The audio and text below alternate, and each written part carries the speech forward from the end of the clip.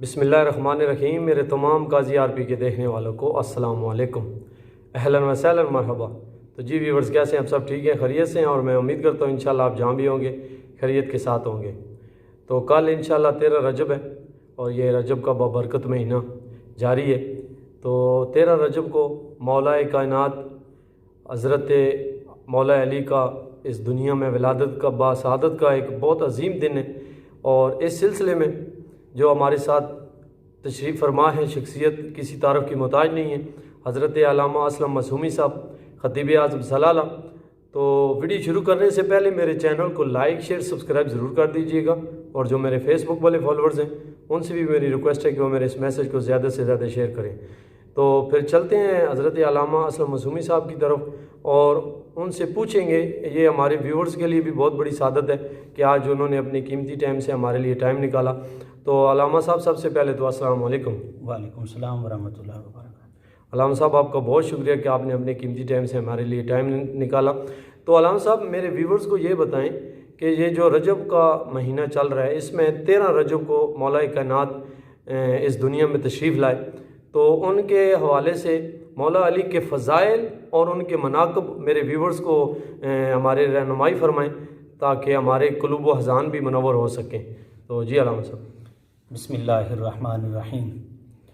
सबसे पहले तो ज़ाहिद भाई, आपका बहुत बहुत शुक्रिया कि आपने मौला कायनात हज़रत अली शेर खुदा रज़ी अल्लाह ताला अन्हु की विलादत बासआदत के मौजू पर गुफ्तगू करने का मौका दिया। दुआ है कि मौला करीम आपके इस चैनल को दिन दुगनी रात चुगनी तरक्की अता फरमाए। आमीन। बहुत ही ईमान अफरोज़ वाक़या है हज़रत अली रज़ी अल्लाह ताला अन्हु की विलादत बासआदत का। तो मैं बिला तमहीद इख्तिसार के साथ आपके गोश गुज़ार करूँगा, आपके सामीन व नाज़रीन के गोश गुज़ार करूँगा। हज़रत अली रज़ी अल्लाह ताला अन्हु की विलादत बासआदत जो किताबों के अंदर मनकूल है, वो इस तरह है कि आपकी वालिदा माजिदा, जिनका नाम हज़रत फ़ातिमा था, हज़रत अबू तालिब रज़ी अल्लाह ताला अन्हु की ज़ौजा मोहतरमा, आप तवाफ़ काबा कर रही थी। तो दौरान तवाफ़ काबा आपको दर्द ज़े शुरू हुआ, यानी बच्चे की विलादत का वक्त आ गया। तो आपने इधर उधर देखा, कहीं कोई आड़ नज़र ना आई जहाँ पर बच्चे की विलादत हो। तो अचानक आप क्या देखती हैं कि काबे की दीवार फट जाती है। अल्लाह अकबर, सुभान अल्लाह सुभान अल्लाह। आप काबे के अंदर तशरीफ़ ले जाती हैं। जब आप काबे के अंदर तशरीफ़ ले जाते हैं, वहाँ पर हज़रत अली रज़ी अल्लाह ताला अन्हु की विलादत बासआदत होती है और आप बहुत खुश होती हैं कि अल्लाह ताला ने बेटा अता किया है। लेकिन थोड़ी देर बाद आप परेशान हो जाती हैं कि अल्लाह ताला ने बेटा तो दिया है, लेकिन बेटा आंखें नहीं खोल रहा। शायद कि आप नाबीना हैं, यानी आपकी आंखें नहीं हैं, आंखें नहीं खोल रहा, परेशान हुई।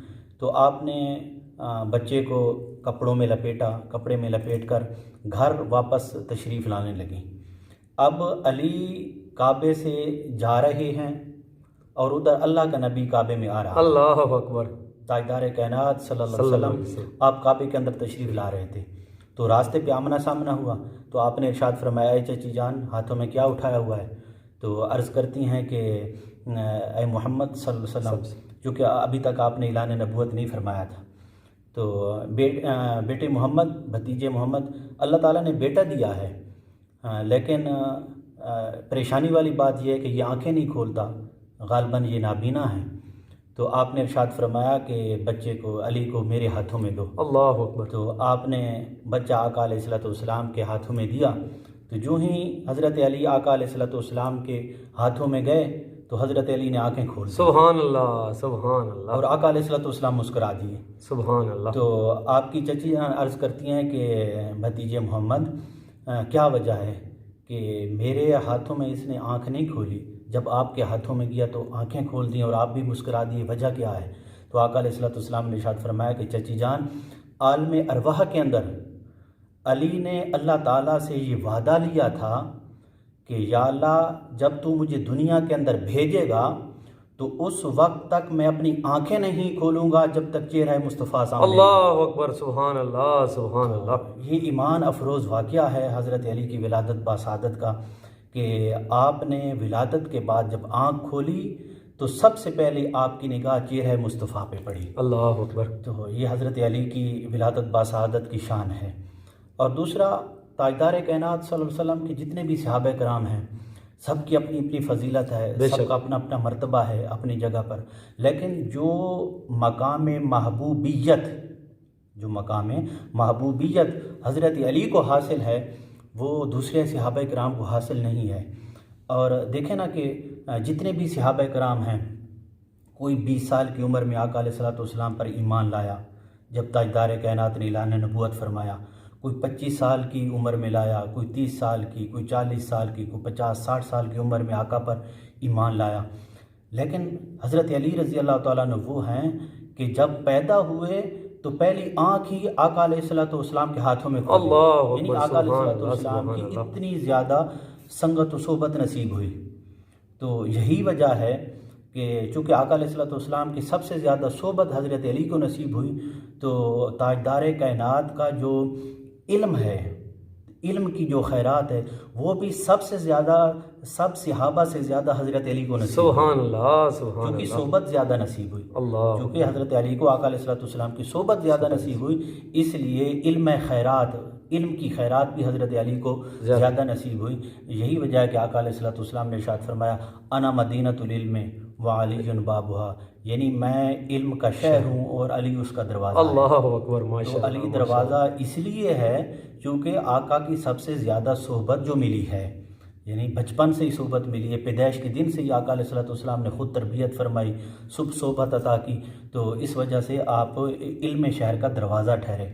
اور یہی وجہ ہے کہ تاجدار کائنات نے منافقین کو یہ اعلان فرمایا تھا کہ سلونی ما شئتم، ٹھیک ہے نا، جب انہوں نے آقا علیہ الصلوۃ والسلام کے علم پر تانہ زنی کی تو آقا نے ارشاد فرمایا سلونی ما شئتم، پوچھو جو سوال کرنا چاہو میں اس کا جواب دوں گا۔ اللہ اکبر۔ تو تاجدار کائنات کے بعد حضرت علی تھے جس نے یہی دعویٰ کیا سلونی ما شئتم، کہ جو سوال کرنا چاہو میں اس کا جواب دوں گا، اللہ اللہ اللہ، چونکہ علم شہر کا دروازہ ہیں آپ۔ بے شک۔ اور دیکھیں آقا علیہ الصلوۃ والسلام یا حضرت علی رضی اللہ تعالیٰ عنہ بیان فرماتے ہیں کہ قرآن پاک کی کوئی ایسی آیت نہیں ہے جس کا مجھے شان نزول معلوم نہ ہو، کوئی ایسی قرآن پاک کی آیت نہیں ہے جس کا سیاق و سباق، جس کی تفسیر اور جس کے نزول کی جگہ مجھے معلوم نہ ہو، ٹھیک ہے نا، یعنی قرآن پاک کی ہر آیت کا شان نزول، جہاں پر اتاری گئی، جس مقصد کے لیے اتاری گئی، وہ سب مجھے معلوم ہے، جو اس لیے کہ آپ علم شہر کا دروازہ ہیں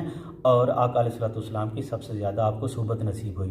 اور پھر یہ بھی آپ کی شان ہے، شان محبوبیت، کہ جو دوسرے صحابہ کرام کو نصیب نہیں ہوئی، کہ جب آقا علیہ الصلوۃ والسلام مدینہ شریف، مکہ سے مدینہ ہجرت فرما گئے، اور وہاں پر یعنی جو صحابہ کرام تھے مہاجرین، اور وہاں کے جو صحابہ کرام تھے انصار صحابہ، تو وہاں پر آقا علیہ الصلوۃ والسلام نے ایک مواخات کا عمل فرمایا کہ ایک آقا علیہ الصلوۃ والسلام نے مہاجر صحابی کو لیا اور ایک انصار صحابی کو لیا، اور دونوں کو آپس میں بھائی بنا دیا، یعنی ہر معاملے کے اندر، جائیداد کے اندر وغیرہ وغیرہ، تو آپ نے بھائی بنا دیا۔ تو جب سب ایک دوسرے کے بھائی بن گئے تو حضرت علی رضی اللہ تعالیٰ عنہ رہ گئے، اللہ اکبر۔ حضرت علی کو کسی کا بھائی نہیں بنایا۔ تو حضرت علی رضی اللہ تعالیٰ عنہ عرض کرتے ہیں کہ یا رسول اللہ، صاحب صحابہ کو آپ نے ایک دوسرے کا بھائی بنا دیا ہے اور مجھے کسی کا بھائی نہیں بنایا، تو کیا وجہ ہے؟ تو تاجدار کائنات صلی اللہ علیہ وسلم ارشاد فرماتے ہیں، اے علی اخ اللہ بینی و بینک فی الدنیا والآخرہ، تجھے اللہ رب العزت نے دنیا اور آخرت کے اندر میرا بھائی بنایا۔ اللہ اکبر، ماشاء اللہ، سبحان دنیا اور اللہ، آخرت کے اندر سبحان اللہ رب العزت نے میرا بھائی بنایا ہے۔ تو دیکھیں آقا علیہ الصلوۃ والسلام تو اس وقت تک بولتے نہیں ہیں جب تک وحی الہی نہیں ہوتی، بے شک۔ وما ينطق عن الهوى ان هو الا وحی یوحى، کہ میرا محبوب اس وقت تک کلام نہیں کرتا جب تک اس پر وحی نہیں ہوتی۔ تو تاجدار کائنات تو اس وقت تک نہیں بولتے جب تک وحی الہی نہیں ہوتی۔ تو تاجدار کائنات کا یہ فرمانا کہ اے علی تجھ کو اللہ رب العزت نے دنیا اور آخرت کے اندر میرا بھائی بنایا ہے، سبحان اللہ۔ تو پتہ یہ چلتا ہے کہ آقا علیہ الصلوۃ والسلام کے اس قول کے پیچھے بھی حکم خدا ہے، بے شک بے شک، حکم خدا ہے، چونکہ آقا تو بغیر وحی کے بولتے نہیں ہیں۔ تو دیکھیں یہ حضرت علی رضی اللہ تعالیٰ عنہ کی فضیلت ہے کہ اللہ رب العزت نے آقا علیہ الصلوۃ والسلام کے زبان مبارک سے یہ حضرت علی کو کہلوایا کہ یہ دنیا اور آخرت کے اندر تو میرا بھائی ہے۔ اور دیکھیں حضرت علی رضی اللہ تعالیٰ عنہ کی ایک اور فضیلت جو کسی اور صحابی کو نصیب نہیں ہے، اللہ ایک ایسی فضیلت یہ حدیث مبارکہ حدیثوں کی کتابوں میں ترمذی شریف میں بھی آئی ہے، یعنی یہ دیکھیں کہ یہ مقام کسی اور صحابی کو نصیب نہیں ہوا۔ اللہ اکبر۔ حضرت ابوبکر صدیق رضی اللہ تعالیٰ عنہ وہ سب سے افضل ہیں، افضلیت ہے آپ کی، لیکن حضرت ابوبکر صدیق رضی اللہ تعالیٰ عنہ کو بھی یہ شرف نصیب ہوا کہ آپ نے آقا علیہ الصلوۃ والسلام کو اپنے کندھوں پر سوار کیا۔ اللہ اکبر۔ یہ حضرت صدیق اکبر کو یعنی کہ یہ شرف نصیب ہوا، اور اسی طرح حسنین کریمین کو یہ شرف ہے کہ تاجدار کائنات نے ان کو اپنے کندھوں پر سوار کیا۔ بے شک بے شک۔ لیکن کوئی بھی ایسا صحابی نہیں ہے جن کو یہ دوہری فضیلت حاصل ہو کہ تاجدار کائنات ان کے کندھوں پر سوار ہوئے ہوں اور وہ تاجدار کائنات کے کندھوں پر سوار ہوئے اللہ ہوں۔ اکبر۔ یہ شرف اور فضیلت صرف حضرت علی کو نصیب ہوئی اور کسی صحابی کو یہ شرف نصیب سبحان نہیں ہوا ہے۔ یہ حدیث مبارکہ کے اندر آتا ہے کہ حضرت علی رضی اللہ تعالیٰ عنہ آپ مکہ کی گلیوں سے پھرتے ہوئے آپ مکہ شریف کے اندر تشریف سین کعبہ میں آپ تشریف لائیں، تو جب آپ سین کعبہ میں پہنچے تو وہاں پر تاجدار کائنات صلی اللہ علیہ وسلم موجود تھے۔ ابھی تک اعلان نبوت نہیں ہوا تھا، تو کعبے کے اندر مشرکین نے بت رکھے ہوئے تھے، تو آقا علیہ الصلوۃ والسلام نے ارشاد فرمایا، اے علی میں تیرے کندھوں پہ سوار ہوتا ہوں اور یہ جو کعبے کی چھت پہ بت کھڑا ہے اس کو اتار کے توڑتے ہیں۔ تو روایت کے اندر آتا ہے کہ تاجدار کائنات صلی اللہ علیہ وسلم آپ حضرت علی کے کندھوں پر سوار ہوئے، اور جب سوار ہوئے تو سوار ہونے کے بعد آپ نے اپنا ارادہ ملتوی فرمایا۔ اللہ ایک اکبر۔ شرف بخشنا تھا نا، ایک فضیلت عطا کرنی تھی حضرت علی رضی اللہ تعالیٰ عنہ کو، تو آپ سوار ہونے کے بعد آپ نے بت نہیں اتارا، اس کو توڑا نہیں، بلکہ آپ نے اپنا ارادہ ملتوی فرمایا اور آپ نے نیچے تشریف لائے اور حضرت علی کو ارشاد فرمایا کہ اے علی، اور اس فضیلت کے پیچھے رب تعالیٰ کا ہاں تاجدار کائنات تو صاف ظاہر ہے وہ تو وحی الہی کے بغیر بولتے نہیں ہیں۔ اور پھر آقا علیہ الصلوۃ والسلام نے ارشاد فرمایا کہ اے علی تو میرے کندھوں پر سوار ہو اور تو بت کو اتار اور اس کو توڑ۔ اللہ اکبر، سبحان آقا علیہ اللہ۔ السلام تشریف نیچے تشریف لائے، پھر حضرت علی کو اپنے کندھوں پر سوار کیا اور حضرت علی نے آپ کے کندھوں پر سوار ہو کر بت کو اتارا اور اس کو توڑا۔ تو یہ ایک ایسی فضیلت ہے کہ دوسرے کسی صحابی کو یہ نصیب نہیں ہوئی ہے، یعنی تاجدار کائنات خود بھی سوار ہوئے ان کے کندھوں پر اور اپنے کندھوں پر بھی حضرت علی کو سوار کیا۔ تو یہ فضیلت صرف حضرت علی کو حاصل ہے۔ اور دوسرا، جس طرح میں نے عرض کیا کہ آپ علم شہر کا دروازہ ہیں اور تاجدار کائنات کی سب سے زیادہ صحبت آپ کو نصیب ہوئی، اس لیے آپ کے پاس علم سب سے زیادہ تھا، اور تاجدار کائنات صلی اللہ علیہ وسلم نے اسی لیے ارشاد فرمایا کہ القرآن مع علی العلی مع القرآن، اللہ یعنی قرآن علی کے ساتھ ہے اور علی قرآن کے ساتھ ہے۔ اللہ اکبر، یعنی سبحان قرآن کی ہر ایک آیت کے بارے میں آپ کو یہ معلوم تھا کہ اس کی شان نزول کیا ہے اور اس کی تفسیر کیا ہے۔ تو یہ مختصر سے وقت میں حضرت علی رضی اللہ تعالیٰ عنہ کی ولادت کا ایمان افروز واقعہ اور آپ کے فضل و مناقب۔ تو علامہ صاحب، میرا ایک آخری سوال ہے مختصر ٹائم میں، کہ جس طرح ہم پیارے آقا حضرت محمد مصطفیٰ صلی اللہ علیہ وآلہ وسلم کا میلاد اتنے اہتمام اور جشن اور ولولے، ایمانی ولولے کے ساتھ مناتے ہیں، کیا ہمیں اور بھی صحابہ کرام اور اس طرح کی بڑی شخصیات کا میلاد اتنے اہتمام کے ساتھ منانا چاہیے؟ بالکل، جس طرح تاجدار کائنات صلی اللہ علیہ وسلم کا ہم میلاد پاک بڑی دھوم دھام سے مناتے ہیں، تو اسی طرح اہل بیت کرام رضی اللہ تعالیٰ عنہم اجمعین آپ کا بھی جو یعنی کہ آپ کی ولادت کے ایام ہیں ان کو بھی بڑے اہتمام کے ساتھ، ادب و احترام کے ساتھ منانا چاہیے۔ دوسرے صحابہ کرام رضی اللہ تعالیٰ عنہ، ان سے ایمان تازہ ہوتا ہے، بے شک سے ایمان تازہ، اور خاص کر اس دور، آج کی اس دور کے اندر جس میں اہل سنت کے اندر بھی خارجیت پل رہی ہے، اللہ اور یعنی صحابہ کرام کے نام پر اہل بیت کرام کو، اہل بیت کرام کی محبت کو ایمان والوں کے دلوں سے نکالا جا رہا ہے، اللہ اور اہل بیت سے یعنی ایک قسم کی دوری کروائی جا رہی ہے، تو آج کے اس دور میں تو بہت لازم ہے کہ اہل بیت کرام رضی اللہ تعالیٰ عنہ مجمعین کی جتنے زیادہ فضل و مناقب بیان کر سکے انسان کرے، اور محافل کا اہتمام کرے جس میں شان علی بیان ہو، شان حضرت فاطمہ الزہرا رضی اللہ تعالیٰ عنہ بیان ہو، حسنین کریمین کی شان بیان ہو۔ ان کا اہتمام اس وقت ایمان کو بچانے کے لیے اور اپنی نسل کو خارجیت سے بچانے کے لیے یہ لازم ہے کہ انسان اہل بیت کرام کی شان کی محافل کا اہتمام لازمی کرے۔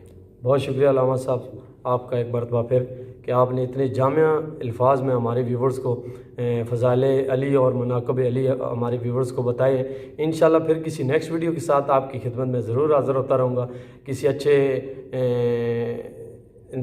موضوع پر انشاءاللہ ضرور حاضر ہوتا رہوں گا۔ تب تک مجھے دیجیے اجازت، اللہ نگہبان۔